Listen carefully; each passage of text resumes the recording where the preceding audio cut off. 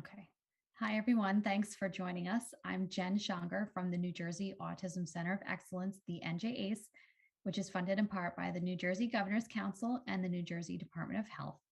I'm really happy to be here today with Dr. Brett Rainin Nachman, who will be presenting on leveraging autistic college students' possibilities in the classroom and beyond.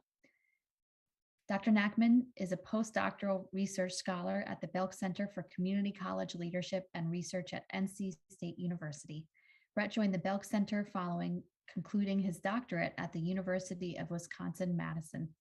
His research focuses on autism in higher education, community college access and equity, faculty development, and LGBTQ+ campus climate issues. His autism-centered scholarship has been published in many outlets, including Journal of Autism and Developmental Disorders, the Review of Higher Education, and College Student Affairs Journal. Brett's doctoral research on autistic community college students has been honored with the Paul F. Fidler Research Grant from the National Resource Center for the First Year Experience and Students in Transition, as well as Dissertation of the Year from his Educational Leadership and Policy Analysis Department at UW-Madison. He also serves as the Director of Research for College Autism Network, a reviewer for many academic journals, and an editorial board member for multiple publications. Starting in fall 2022, he'll be serving as an assistant professor of adult and lifelong learning at the University of Arkansas. In his spare time, Brett hosts the Notably Disney podcast featuring interviews with legendary composers and authors, enjoys working out, consumes nonfiction books, and spends time with family and friends. Before I hand it over to Dr. Nachman, just a reminder to everyone that we do now offer certificates of attendance. So we'll link to the request form for that in the chat before the end of today's webinar. And we do have captions that will be available in both English and Spanish. And of course, the recording will be available to watch at any time that's convenient for you. And as always, we'd love to know more about you. So if you're comfortable, please feel free to let us know about yourself in the chat. Don't forget to subscribe to our YouTube page so that you get alerts for when we have our webinars. And with that, I would love to hand it over to Dr. Nachman. We will be asking a couple of questions during the webinar, so feel free to give your responses when we get to that point. Welcome, Dr. Nachman. Thank you, Jen. Thank you to the NJACE community for having me here this afternoon. It's just such a pleasure. I certainly hope to utilize this time to provide a lot of reflection and inquiry, so I encourage you to engage in the chat. I also have my email address and Twitter handle listed on each of the slides if you would like to engage with me beyond today. So I'm going to cover a lot of ground today, and hopefully succinctly, hopefully interestingly, and there will be some opportunities for you all to engage as well with some reflective questions. A big focus today will be on leveraging autistic college students' possibilities in the classroom and beyond. And let me provide you with kind of a guide of how we're going to take the conversation today. I'm going to spend a good deal of time at the onset to provide more context of my background. And I appreciate Jen offering a nice snapshot. And I think through providing even further contextualization, it will help you all recognize how I fit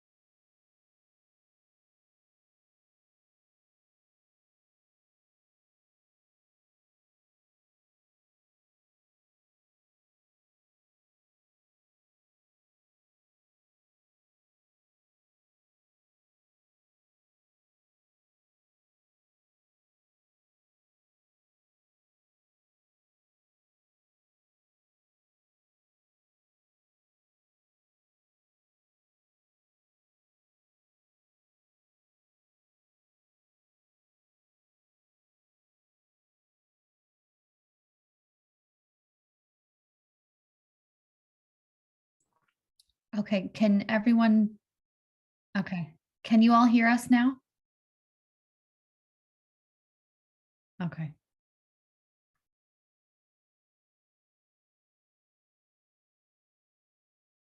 We're having a day. I see a yes. Awesome. So should I go back a few slides, or what would be most helpful to folks? Because I realize I covered a few minutes of context there. Um, do you want Brett to start over?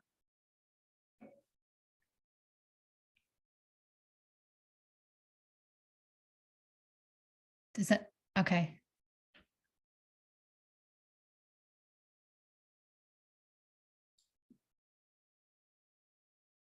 Okay. Yeah. Did the first few slides go through with the sound, or we didn't? We have a comment. We didn't hear anything from before. Okay. So let's just start from the top then, Brett. Okay, I can be very concise. Do you need to do your intro again, Jen, or? I'll just say to everyone that most of you watching know the deal. We are very happy to be here with Dr. Nachman today.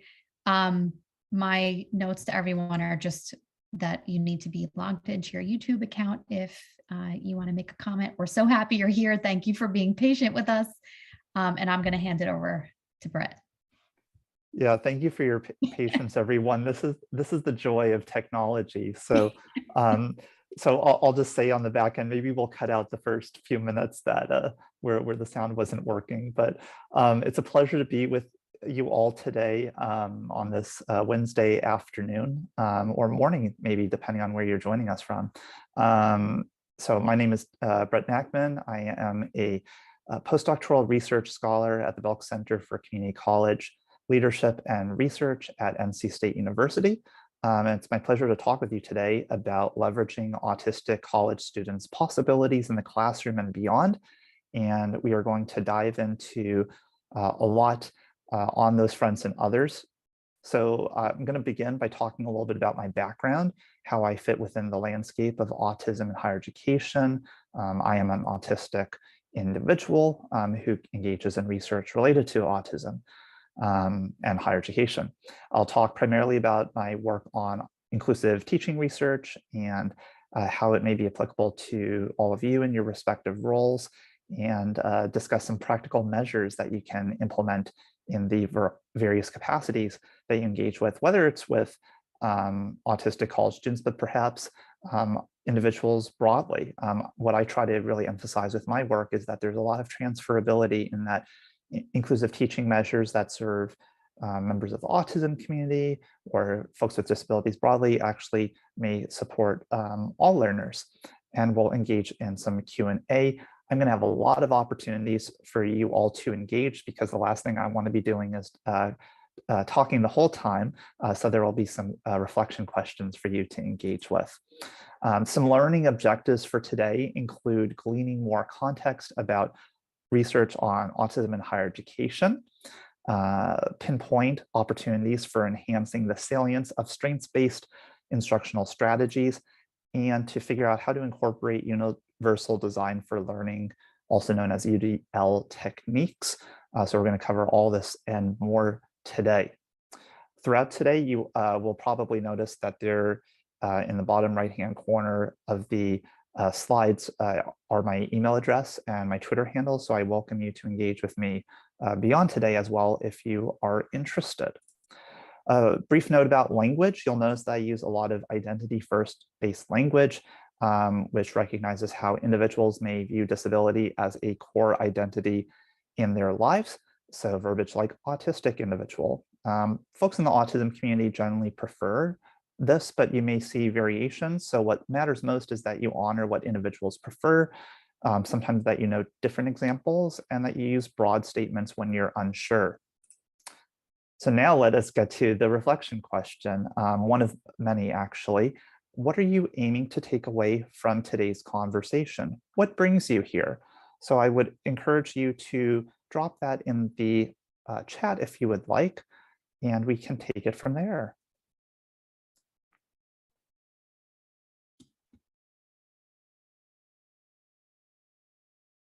We have a little delay from when people see us, so we'll see if Sure. anyone has any comments they want to share.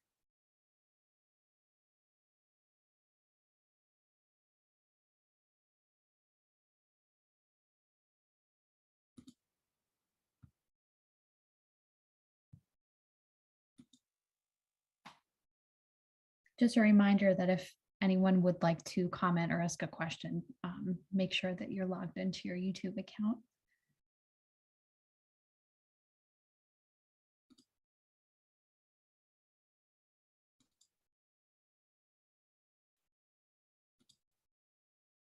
I would say I'm particularly interested in how colleges provide the accommodations that they would need to, and how do people know if a college campus is friendly and amenable to autistic students. Let's see, from Dr. Majid Namazi. Hi, Majid. Ideas to support our college students who identify as neurodivergent, as well as ideas to use in the classroom. Yeah, we'll definitely incorporate that. And then as far as how do you determine if a campus is autism friendly, I think it's kind of hard to operationalize that. And I think a lot of folks are trying to determine that.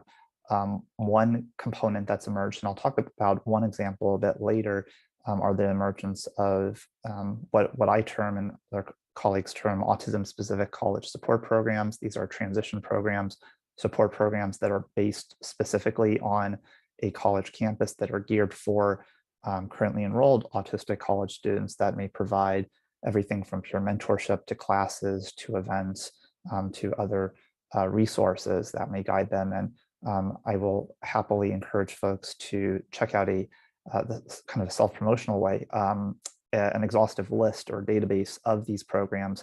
If you go on the College Autism Network website, and that's collegeautismnetwork.org, and under resources, you'll be able to see a list of them. But of course, just because an institution doesn't feature a program doesn't mean that they aren't autism friendly. And that's where I think a really good way to get that sense is something that I actually did early on in my research was just actually typing in the keywords of autism on a college website and seeing what surfaces, because how language is used is often a really good harbinger of the vibe.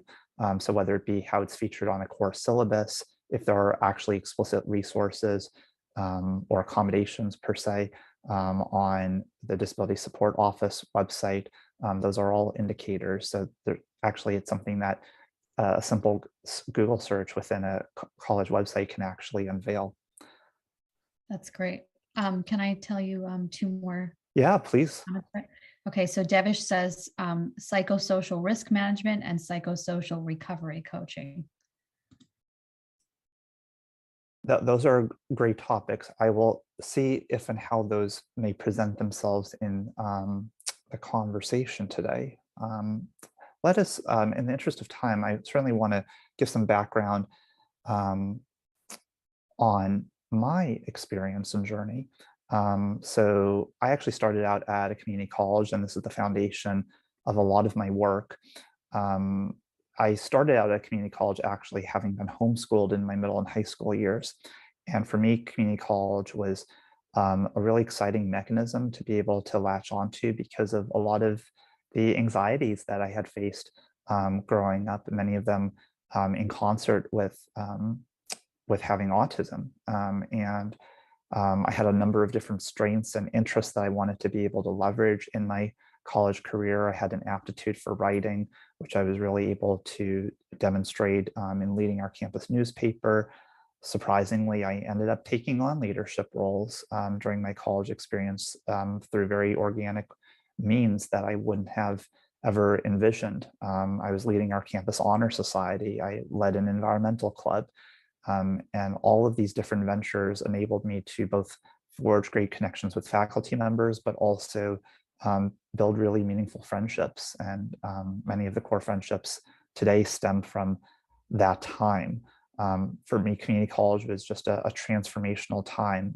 In many ways, I view it as almost like a high school experience for me, in the sense of that I was really coming into my own in a very significant way. And the negative notions that unfortunately are associated with community colleges, I really tried to dismantle in both talking about my experiences and others too, because so many of my colleagues were returners, having not been in school for a while, or working to advance in their careers, build a better life for their families. And is just a key element of my being, and ultimately, eventually, my research.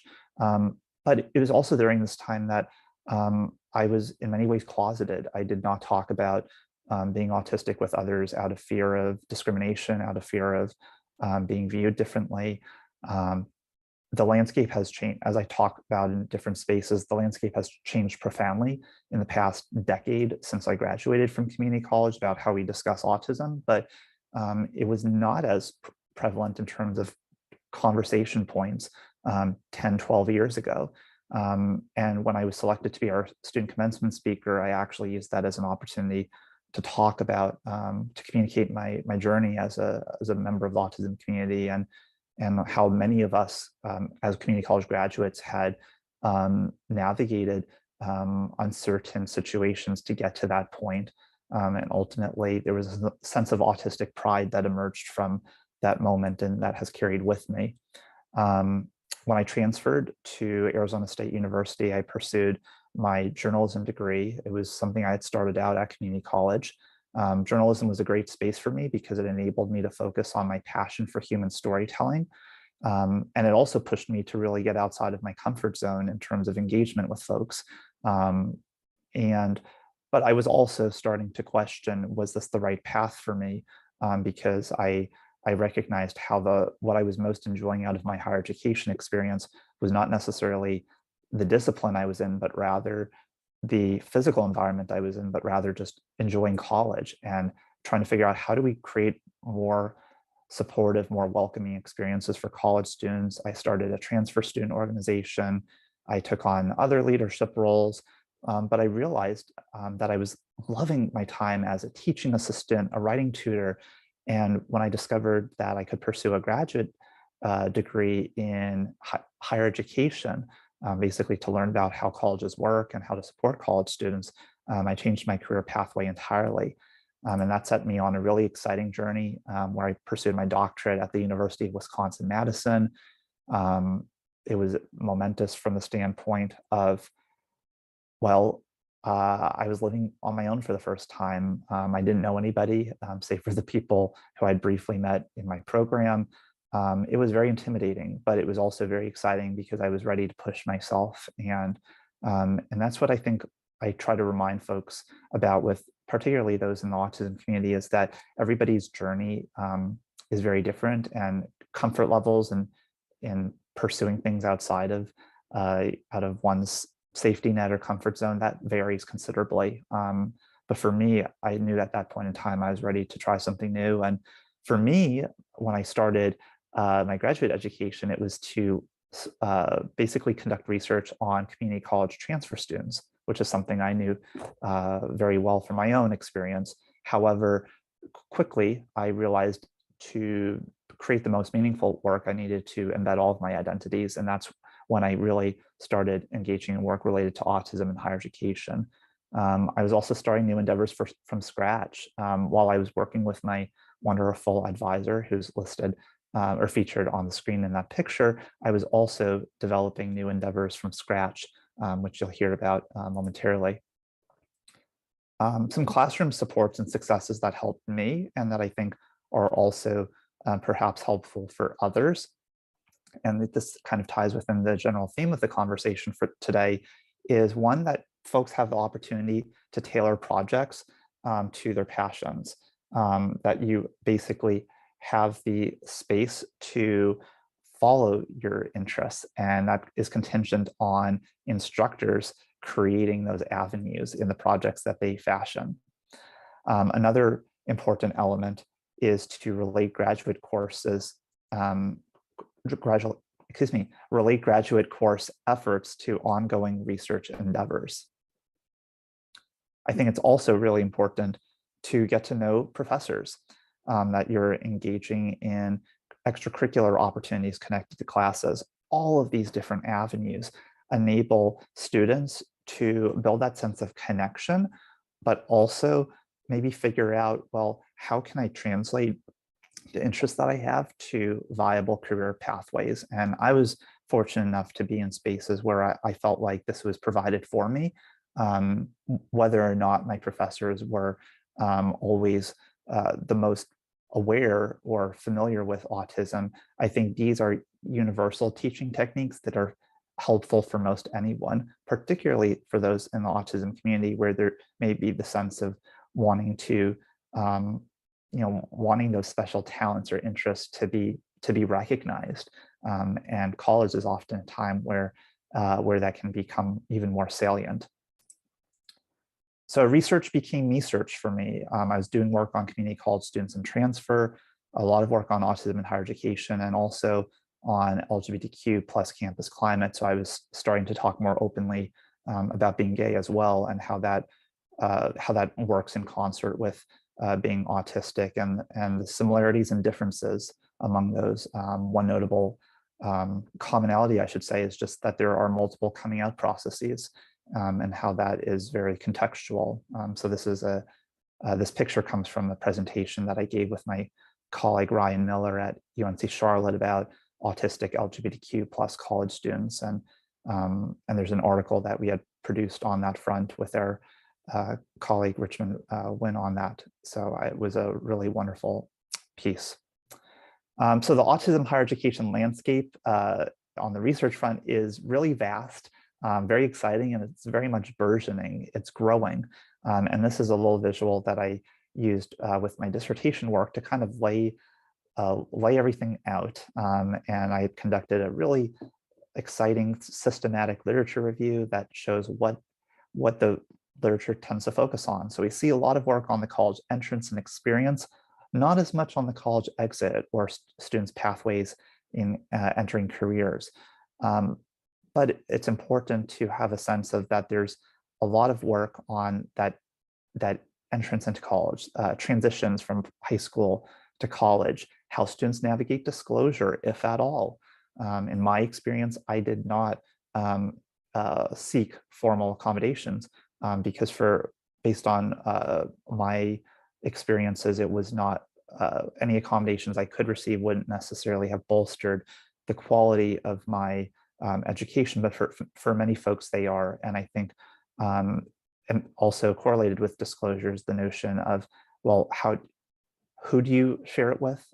How do you engage in those conversations, and what results from it? So for me, that disclosure happened much more in the latter part of my undergrad and in grad school with my colleagues and friends and professors. The college experience is marked by really exciting and at times overwhelming academic opportunities and challenges, characteristics regarding one's autism identity and other salient identities, including race and gender and socioeconomic status and other disabilities, and sexuality and gender identity, and many others influence how one navigates higher education. We cannot discount the roles of community, whether it be on campus or outside of campus, and shaping how someone makes sense of their experience. And certainly there's a lot of co-occurrence and other mental health issues that sometimes influence one's experience as well. So the work that I try to fill in my work, what I try to really focus on is the roles of identity development, community colleges as mechanisms for autistic students. I think I briefly mentioned autism-specific college support programs as really viable in supporting students. And I'll briefly talk about today a study I did on how to enhance future faculty members' preparation to teach autistic college students. And before I go into a few other things, I do want to reference what may have been mentioned at the top of today, which is that I'm a director of research for College Autism Network, which is a nonprofit organization that focuses on advocacy, research, and training. We have a very vast reach and quite a significant impact. And my roles include staging monthly research webinars, kind of akin to what you're here today for, where folks talk about their work. These actually draw folks from all around the world, which are wonderful. So I'd started this community called College Autism Network Virtual Association of Scholars, Canvas, and we routinely have dozens of folks joining us each month to learn more about autism and higher education research. I mentioned a database of autism-specific college support programs, and I orchestrate programming for an annual College Autism Summit event. This year it will be in Nashville, Tennessee, and it'll be later in October, and we certainly would welcome folks to join us. It's a really great event. So my scholarship has been in a variety of different journals, and it's been really cool to be entering these spaces. And you might be wondering, well, why do I engage in this work? Well, I draw from personal experience. This is very important to me, both personally and professionally, that I am a representative of the autism community, but that there are many others in the autism community whose perspectives, whose voices, whose insights should be shared. And it's really my responsibility to use the platforms that I have to leverage and elevate others' perspectives as well. To see the absence of autism in higher education literature is startling. And so what I really want to try to do, and what I have done, is to try to bring this more into the fold and in some of the spaces that I occupy. Contributing to lending new perspectives and insights about autistic students is absolutely pivotal, that we're not communicating about, but rather with and learning from. And so you'll see how that presents itself. And I really desire to, quote unquote, give back to my communities, all of them, as someone in the community college landscape and the autism landscape and others as well. So at this point, I want to transition a little bit to universal design for learning. And perhaps you've heard about this. It's a series of tenets that guide a lot of work in education. And we'll briefly touch on these and show how they may manifest in various educational settings. So we focus really on engagement, representation, and action and expression. And I think it's really vital that we really try to capitalize on how everybody learns differently, and how do we allow folks to showcase their learning and to feel comfortable in the educational spaces they occupy. So I'm going to present a question to folks, and we'll see if we get any responses here. So a reflection question is, what does universal design for learning mean to you? Whether or not you've heard this term is kind of beside the point. It's more of, how do you interpret the notion of universal design for learning?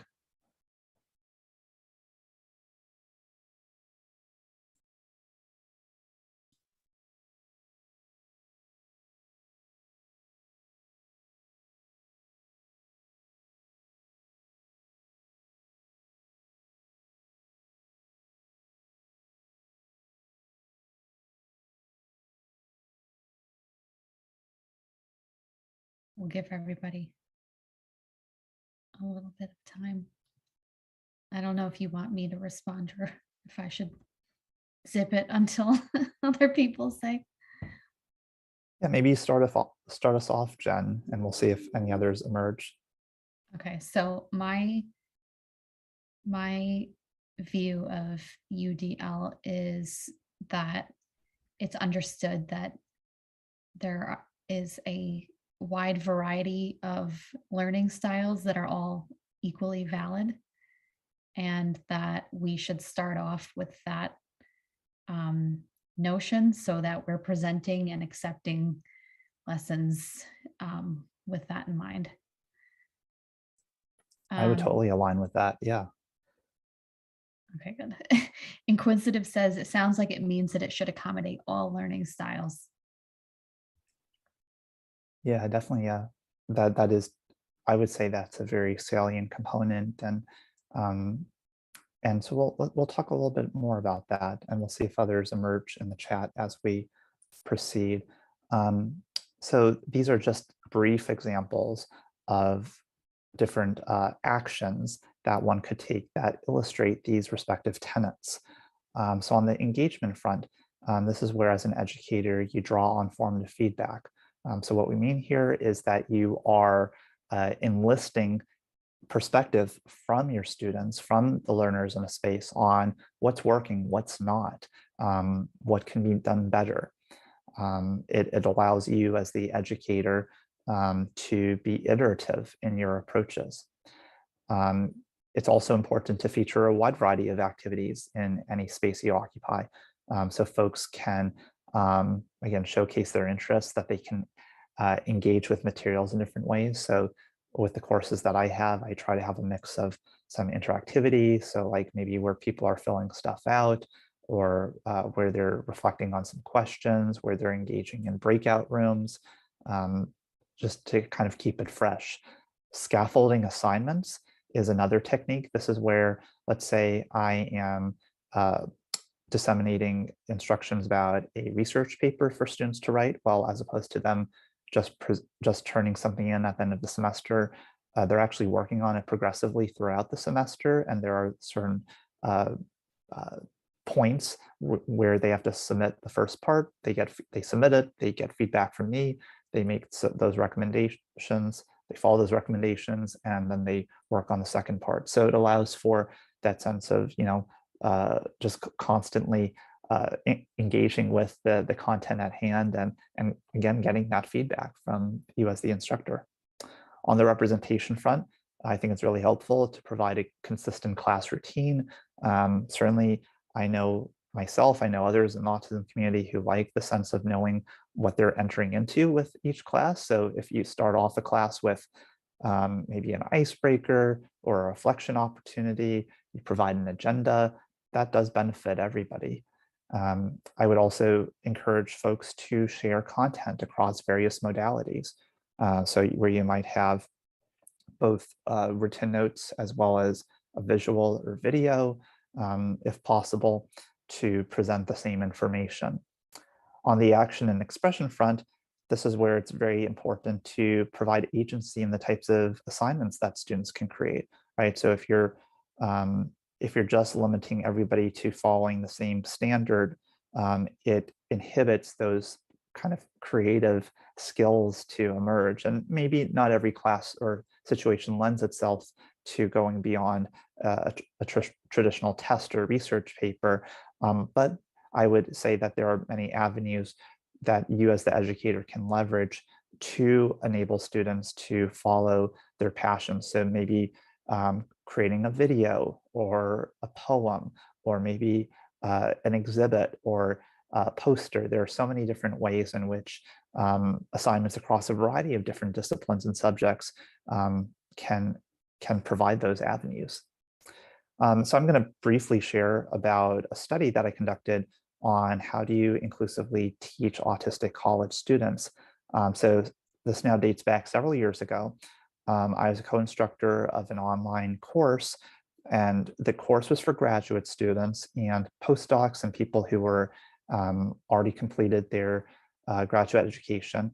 And they were wanting to just be better educators. They were taking an inclusive teaching course to work with a variety of different types of learners. And I had a unit in there that I spearheaded that were asking, okay, well, how do you better support autistic college students? So I use this as both an educational opportunity and also kind of a research opportunity to find out, how do these students who were folks envisioning becoming faculty members, how do they describe characteristics of autistic college students? How do they self-report their levels of comfort, knowledge, and preparation in teaching them? How do they explain their teaching principles and incorporate universal design principles in planning to teach them? And then how do they actually perceive contributions of course unit activities? So how do they perceive the value, so to speak, of what they were learning in this course, a very meta opportunity here, in actually helping their understandings of autistic college students? So the unit involved a synchronous live course. So folks were joining in each week via Blackboard Collaborate, which is a learning management system. And basically I facilitated, I think maybe it was an hour and a half webinar where I explicitly communicated about autism in higher education, inclusive teaching techniques. They were really learning about learning. They had the opportunity to watch a video featuring autistic individuals and how you support autistic learners in college. They read a journal article that focused on this topic. And they also engaged in responding to vignette exercises. So I gave them some examples of like potential scenarios that you might face as an educator in a variety of different types of classroom settings. And you suspect that your student is autistic, they have certain traits or characteristics, and how might you navigate the situation. So the unit on autism was offered about halfway through the course, and I'm going to share with you some really cool insights that emerged.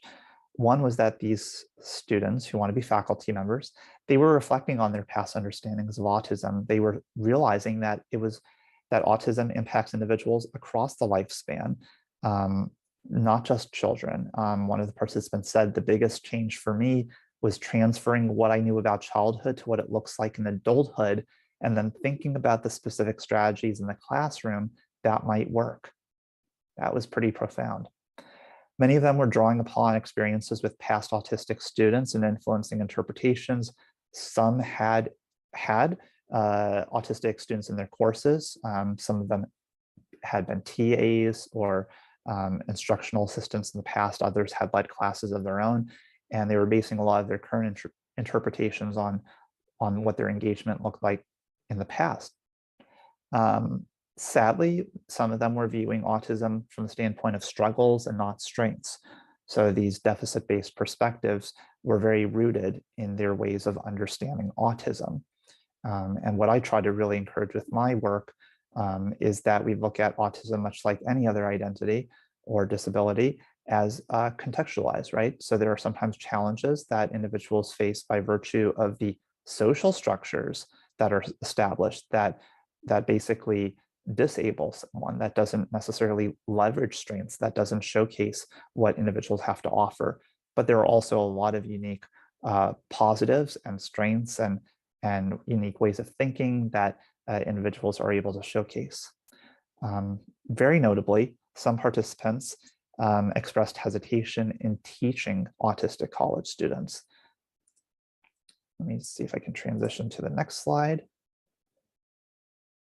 Okay, here we go. Utilizing the course to spark new insights on autism. So they actually felt like this was a really great opportunity to interrogate their own teaching. They shared how course activities like vignette exercises were especially helpful in working through possible situations with autistic students. One individual said, it was just really helpful to practice these vignettes. And then on some level, it was a nice affirmation that it's okay to not always know what to do, and that these are or can be challenging experiences for everyone. So what helped for some of these students who are future faculty members was that they had an intentional space to engage with others who were making sense of the same situation as them, and realizing that they're not alone. It's sometimes not always clear on how to handle a situation with any student. So it was a practice opportunity. Several people shared after the course that they were using these materials as resources at work, and one of them actually drew on a quote from, I believe it was the journal article that I offered to them, that was a kind of a point of reflection for them and how they engaged with autistic learners. Now, it is worth noting that some of these folks had some reinforced stereotypes across the course of the study, kind of some deficit-based perspectives of autism, or specifically focusing on particular characteristics. But they also demonstrated a greater sense of thoughtfulness and openness in teaching autistic students. And then the last main theme I'd like to focus on is working to create more inclusive classroom experiences. After all, this was the point of our course, inclusive teaching. And participants reported that they were using universal design techniques to boost student engagement and interest. So an example would be students having options and assignment selection. that they were adjusting teaching techniques based on the class context, right? You might offer a course differently in a small seminar versus a large lecture versus online. And there was an interest in attending more workshops and reading more articles about autism. One student said, "I'm hoping that providing all of those different options will make it so that all students will find something that is meaningful for them to engage, and thus hopefully accessibly to everybody." So it was a really reflective space to be in, to be both the educator and the researcher, to see the growth in the students who I worked with, who were going to be teaching autistic students moving forward, or who already had and were kind of changing their own perceptions. And in the interest of time, I'm going to skip those couple of slides, but I do want to offer some implications for faculty members, educators, those of you in the audience who are those who teach others or who know teachers and maybe can provide some tips to them. So here are some things that really emerged from this study and other experiences as well. One is that there's a lot of utility in following the tenets of universal design for learning and to thread those throughout the course. Now, what I just shared with you was a very meta opportunity. It was a course about inclusive teaching for educators. But I'd say no matter the discipline, there are ways, as I shared earlier, to embed universal design for learning, right? To give agency, to provide multiple modalities, to provide formative feedback. All these different ideas can be applicable. I think it's very helpful at times to distribute a pre-course survey to identify all students' needs, anxieties, and concerns. It's sometimes helpful to kind of know who you're working with prior to the semester starting or as the semester starting, so you can adjust accordingly. One thing I do with all my courses, the first day of class, I basically ask students a general question: how can I best support your learning? Whether or not that's an opportunity for them to disclose if they have a disability, or maybe they have challenges in responding quickly to questions, I get that information early on so I can recalibrate.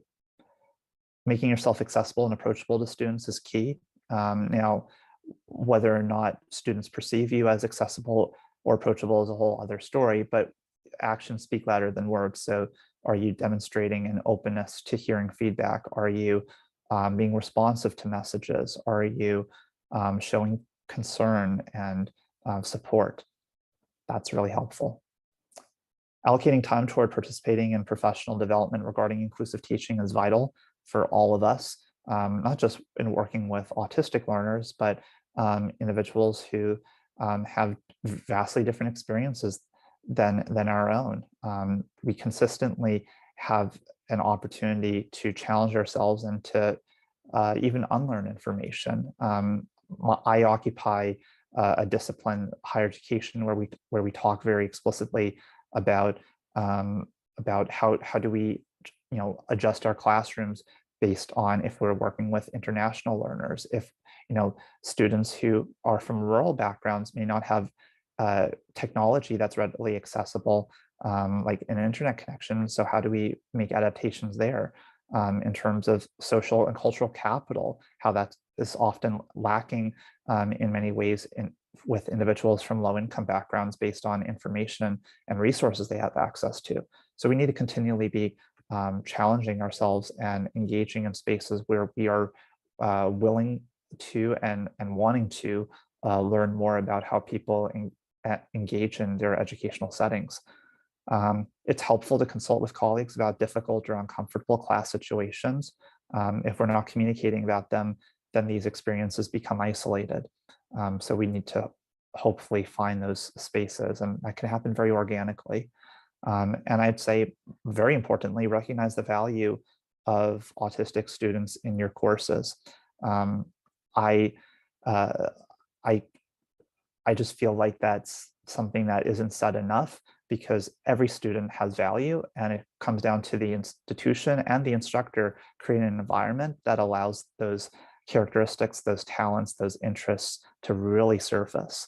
And that's how you present yourself. That's how you design your curriculum. That's how you institute some of these teaching techniques that I've illustrated.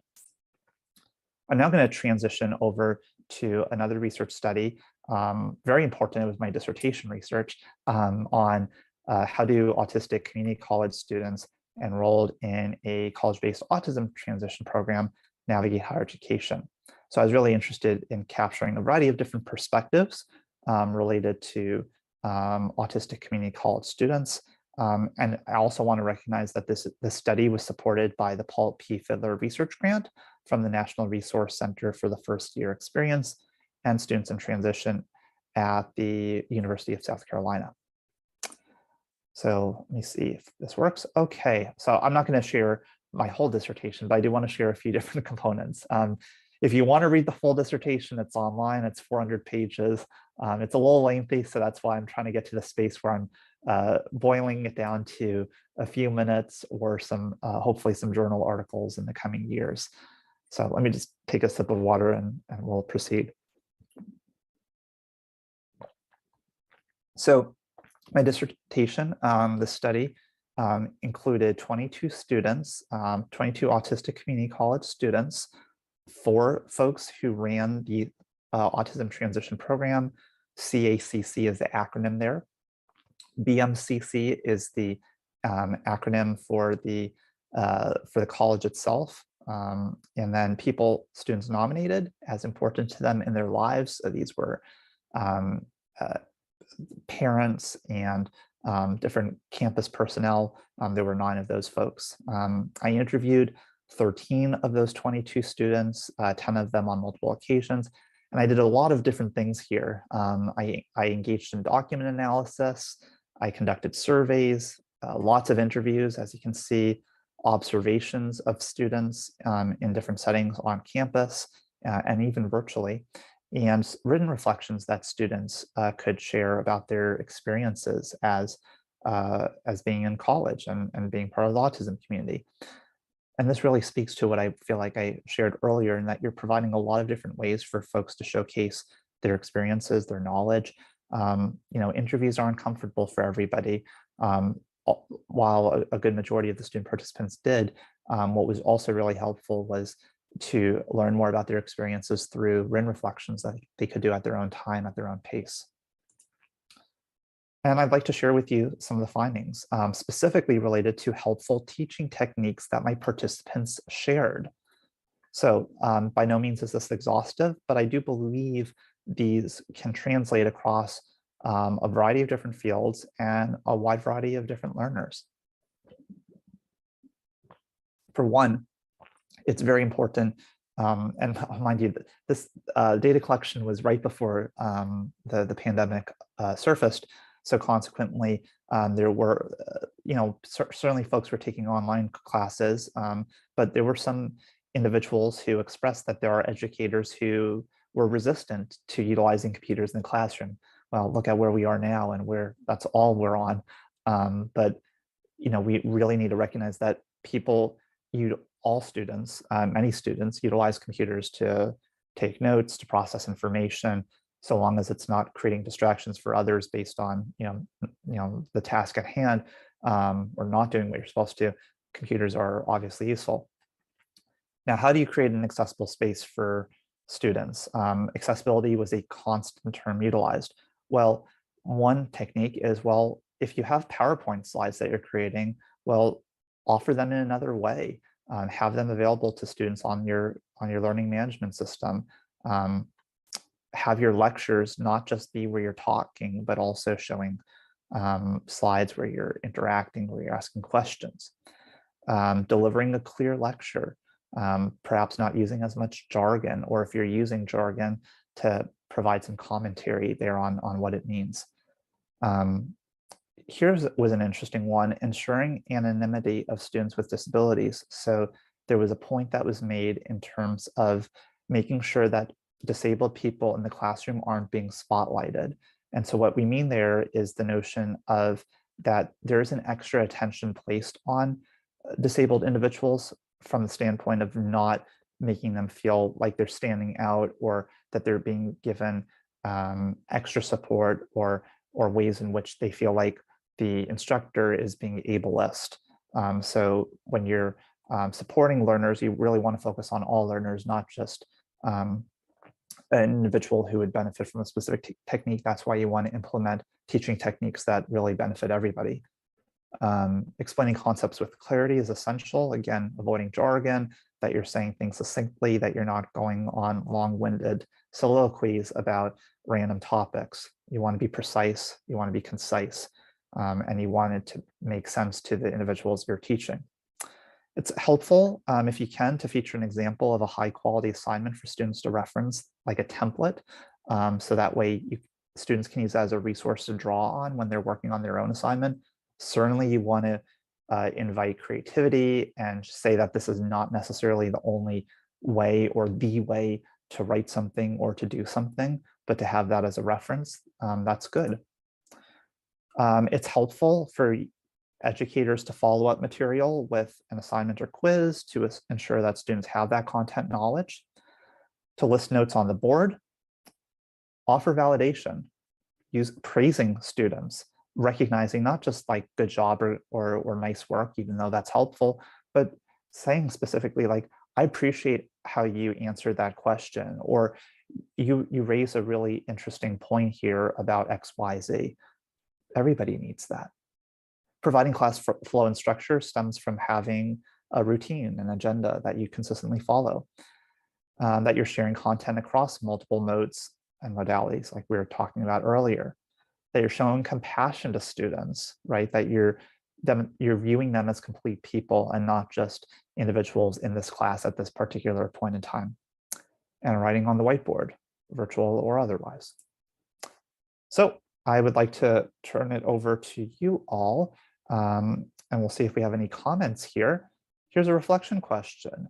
In what ways could you use any of these strategies or others in your own teaching and practice? So we'll see if any ideas or comments emerge.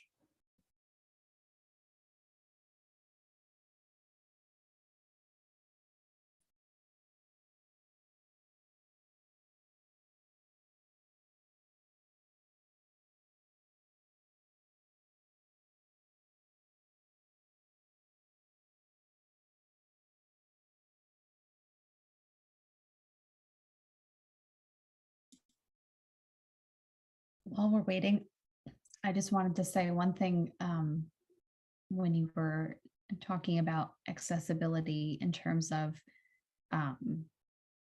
being on the computer and doing things online, and how previous to the pandemic, that wasn't really something that was necessarily okay with many colleges. And the disability community really has been asking for that for a long time. And it, like, part of what I heard from them was that once it affected more non-disabled people, then suddenly it was like, oh, okay, this is something we can do. And so I think it's kind of a really good example of the fact that many accommodations aren't really necessarily difficult, but uh it just requires like a shift in thinking in how we can and should do things. Yeah, I would agree with that point. And I also noticed, kind of along lines of what you're saying, that in the early days of the pandemic and the transitions to online courses, many folks were turning to individuals in the disability community for Yeah. resources and for supports. And it almost, and I think you were perhaps alluding to this, it almost puts that responsibility then on the disability community to be those educators for others, when ultimately, there has to be that personal onus as well. And I think the narrative has shifted, and I think folks are embracing what online technologies can do to disseminate information, to invite engagement. But I think it's been an interesting paradigm to see that not everybody has really openly recognized or valued the roles of disabled people in the processes of online teaching, and ultimately accessibility. And whether or not formal accommodations are needed, we can always implement techniques that benefit all learners. So Yeah. I'm not seeing much in the chat at the moment, but if folks would like to contribute, you are welcome to do so. I'm going to transition over. We have a few more slides as we wrap up and then see if folks have any questions. I do want to illustrate how research can be utilized practically in the classroom, and how some of my work has demonstrated that, and how I invite others to see like journal articles as not always being isolated and just in a specific space, and that maybe you'll glean something from it and it actually can't work well. I want to really push that notion, and that research can serve a direct purpose in terms of classroom activities. Mind you, my work is in the higher education landscape. I primarily work with graduate students, and who are educators themselves, or who want to work in student affairs or as researchers in education. One of my studies was on, with my colleague Kirsten Brown, was on how community college websites portray autism. And what we found is that it was a lot was lacking. This was from several years ago. There were a lot of negative depictions. There was a lot of absence of attention to autism. But I actually, one way in which this article can be practically used as well, and I referenced this earlier at the top of the presentation. Well, you can kind of do your own audit, so to speak, of a college that you're connected with. Maybe it's in your community, maybe it's with someone who's attending college in your life. Type in autism on the college website, see what emerges, see how autism is described. Is it referencing an event? Is it just solely limited to a disability support page? That can really unveil a lot about the vibe of the campus. Even if it's not exhaustive, it certainly gives a sense of what it's like. In a case study article that I wrote with Ryan Miller and Edlin Pena, we're really interested in focusing on that intersection of autism and LGBTQ+.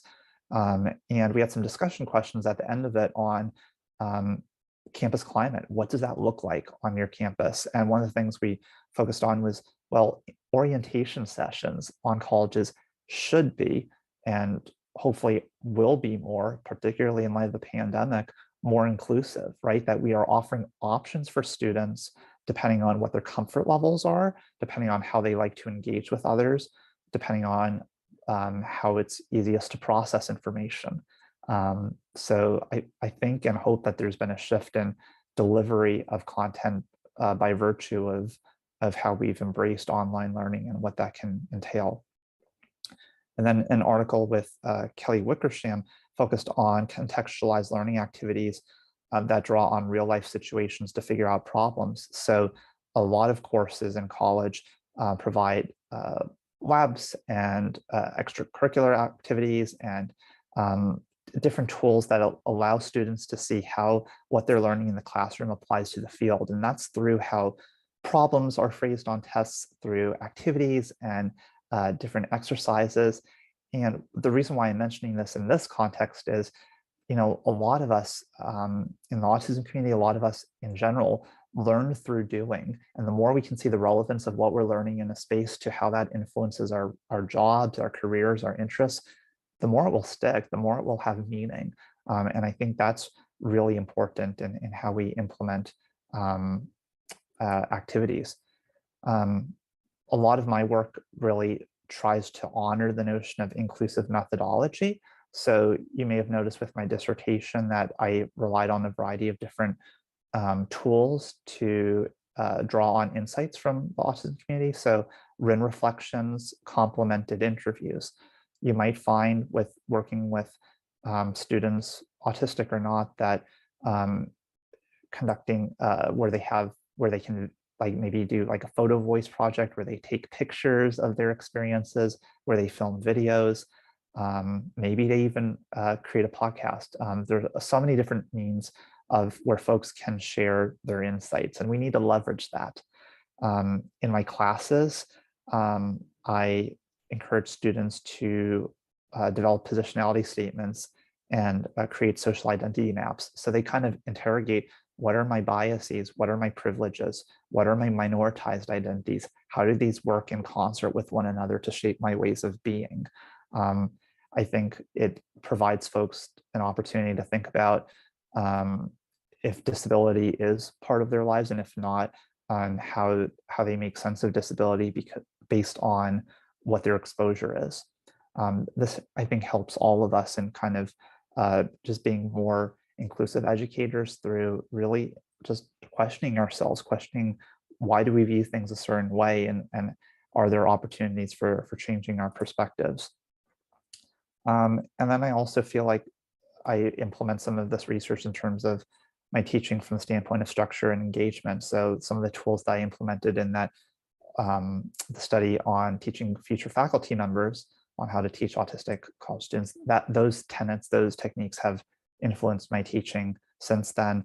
I also really work to follow a lot of the tenets associated with the anti-racist and decolonized teaching and learning framework by Twyman Goschel and Lacaraza, which focuses on what can you do in the classroom that elevates perspectives that really demonstrate an attentiveness to being anti-racist educators, and through amplifying minoritized voices in the curriculum, through developing community partnerships. These are illustrations of things that you can do.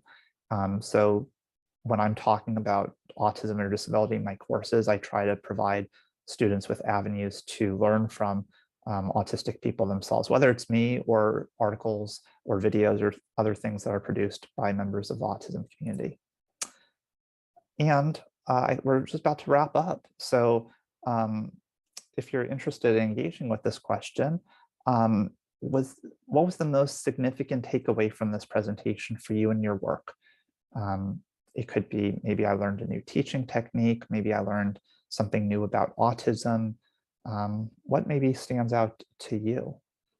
And I also encourage folks, if you're watching this down the line, you might want to insert that as a comment associated with this webinar as well.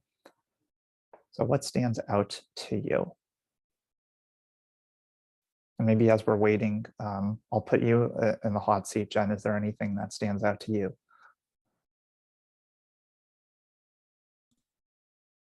I think for me, it's just really thinking about how difficult the disclosure could be for some people. And like you said, like it's sort of like a coming out in some ways. And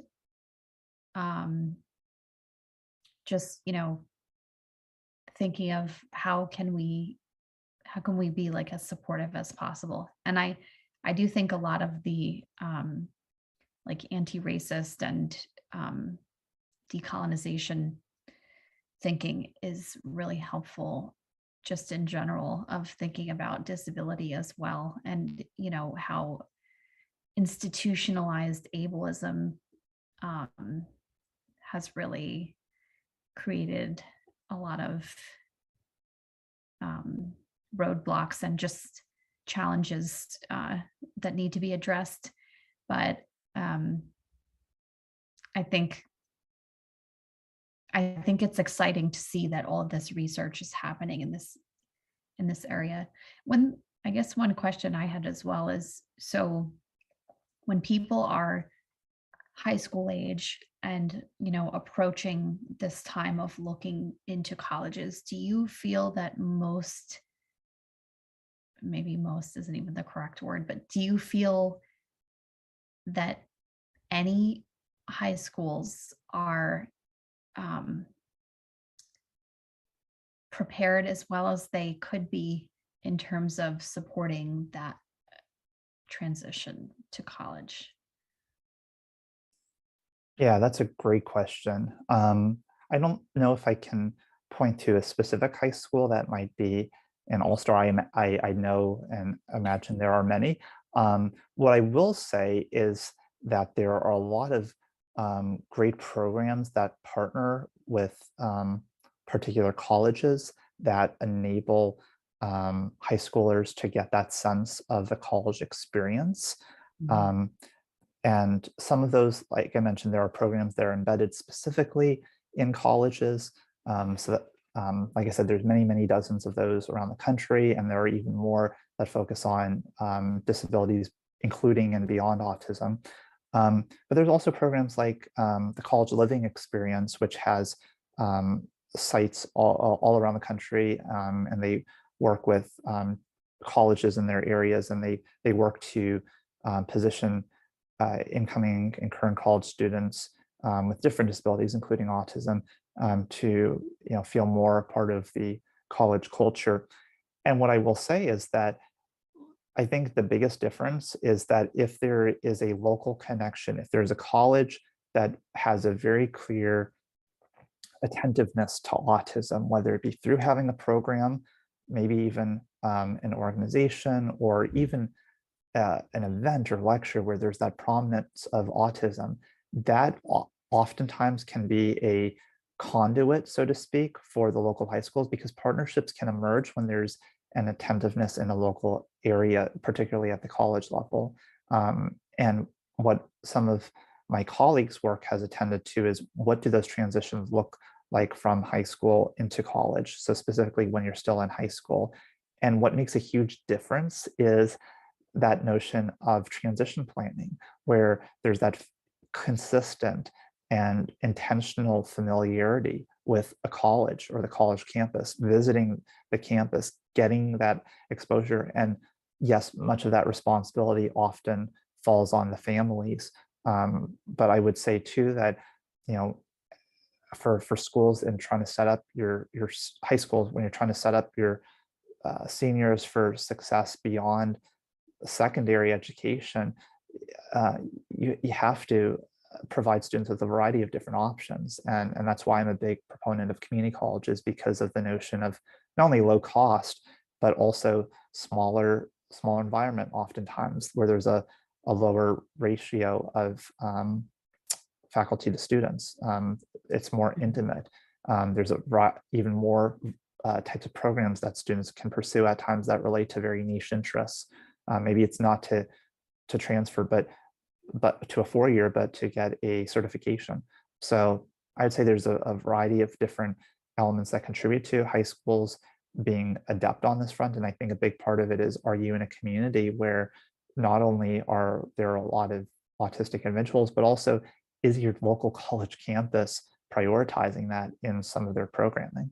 So Yeah. That's, I think, and your suggestion before about paying attention to the language, it does give you a good snapshot, at least, of some of the values of that college, and then whether or not they would be a more welcoming community, and perhaps, if there's any potential, perhaps the community members could then also kind of rally the school to improve a bit. I just wanted to tell you a comment from Inquisitive. Hi, thank you for joining us, Inquisitive. It says, I'm not an educator, but a parent, and this information was helpful in helping me frame the college search for my child and my autistic family members. great. Do you have any last suggestions that you would want to give to the students themselves? Oh, that's a good question. For any students who are watching this now, or in the recorded version, I would say what's really important is to realize that I could take this on in so many different directions, but I would say that I would say, for one, the responsibility for your college success does not fall entirely on you. I think often a lot of pressures are put on the individual, when really it comes down to a lot of structural changes that need to be made in terms of how autism is discussed and addressed on college campuses, or even at your high school. I would say a really big suggestion is to follow your interests and passions, but also be open-minded to other disciplines and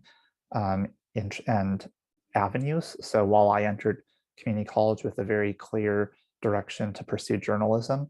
It was through having further engagement in that space once I was in college that I realized that while that was maybe not going to be my career, I would translate a lot of those elements, those skill sets, into what I would ultimately pursue.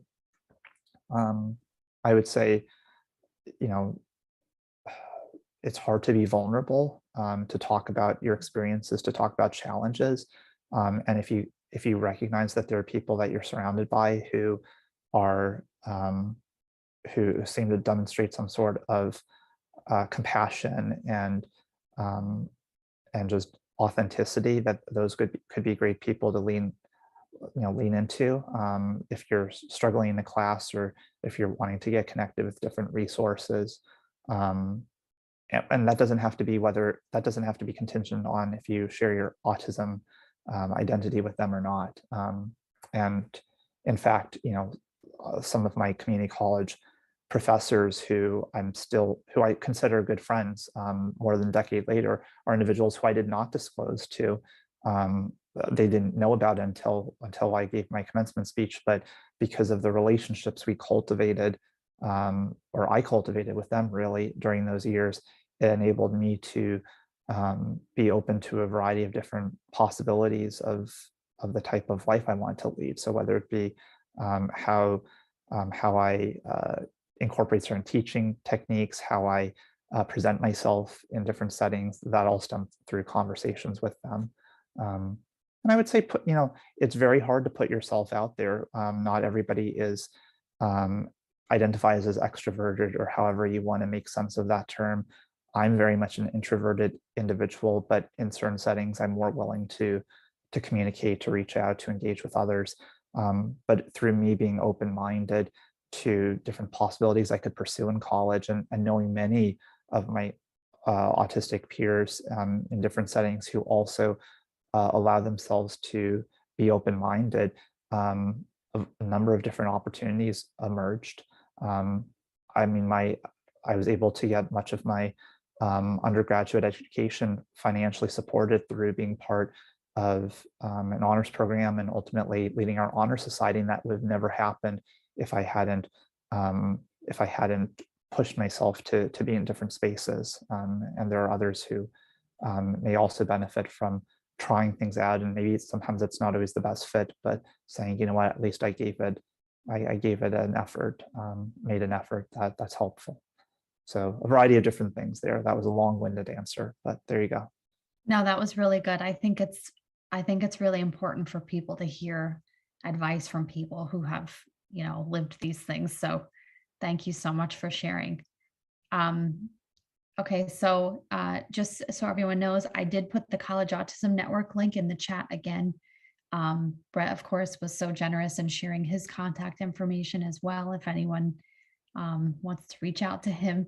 And we're so grateful that you joined us today. Thank you so much, Dr. Nachman. It's wonderful to see your work and hear from your experiences. And we really appreciate you.